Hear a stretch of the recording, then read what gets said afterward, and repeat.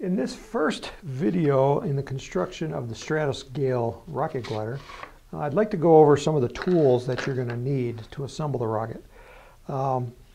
First, you're going to need a hobby knife. That's to cut things out. You're going to be cutting the balsa wood out of the sheets.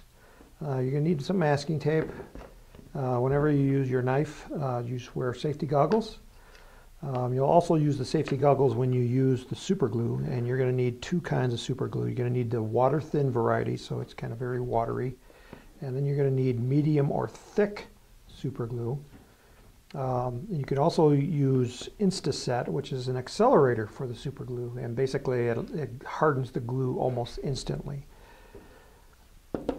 Speaking of glues, you're also going to need some white glue or yellow glue. I like to use carpenter's glue because this is a water-resistant glue, so that when the parts get wet, they don't fall apart.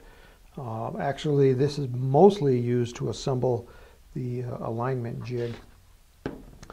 You're going to need a straight edge ruler when you're going to be sanding.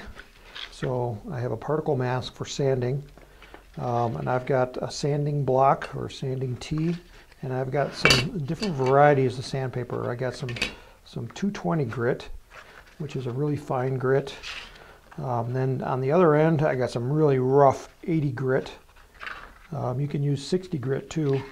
And then I got some sandpaper that's in between. I got a 150 grit and a 100 grit. We're going to be shaping the wing, putting an airfoil under the wing, and that's where the sanding comes in. To make the job go faster, you can also use a sanding or a razor plane. These are called razor planes. They got a razor blade on it, and it's to shave wood, and it will make the job of shaping this wing a lot faster. Not so much easier, just faster.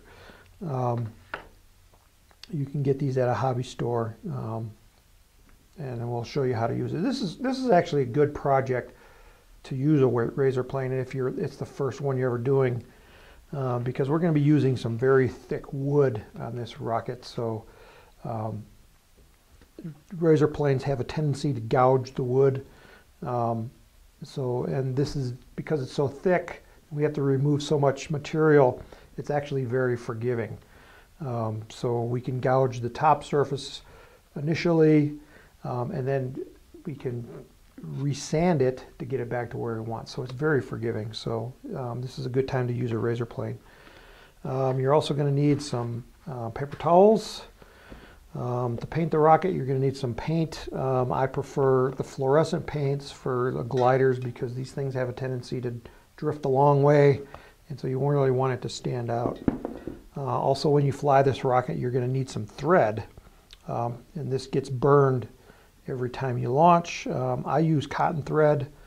This is the heaviest cotton thread I could find. You can also use polyester thread. Cotton thread, because it's a natural fiber, it actually burns easier, where polyester, it melts. So that's the difference. They'll both work, but I prefer the cotton. So that's the materials. In the next video, we're going to start assembling this is the wing jig to set the dihedral on the wing. And then we also have a sanding jig because we have to create a special angle so that when the two parts come together, they're at the right angle. So I'll show you how to do this in the next video. This is actually a very quick rocket to assemble.